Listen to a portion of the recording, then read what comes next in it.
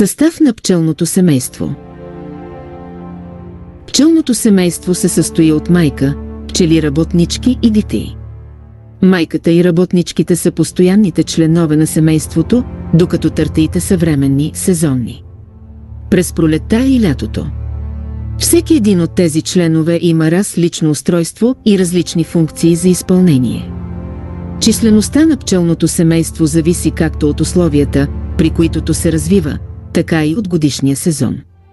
Нормалното пчелно семейство има една майка, няколко десетки хиляди пчели-работнички и през сезона на усиленото размножаване, неголям брой, няколко стотин търтеи.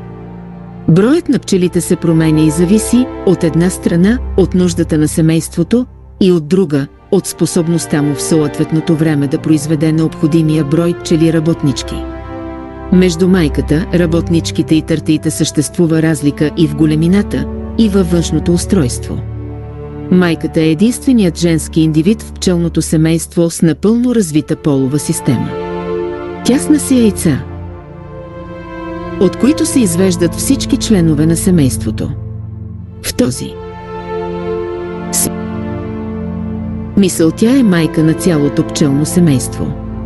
Много народи я наричат царица, защото порано се е смятало, че наред с майчините си функции тя господарува в пчелното семейство.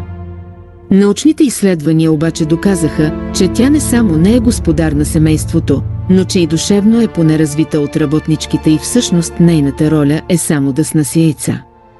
Дори и в тази си дейност тя не е самостоятелна. Яйцеснасенето се регулира от семейството. Ако пчелите я хранят усилено, тя снася повече яйца. Намаляте ли храненето, и яйцеснасенето намалява и дори се прекратява напълно. Работничките й подготвят килийките за засеменяване и осигуряват температурата за развитието на яйцата и личинките, както и необходимото млечице и кашичка за изхранването им. Всъщност майката представлява само един апарат за снасене на яйца.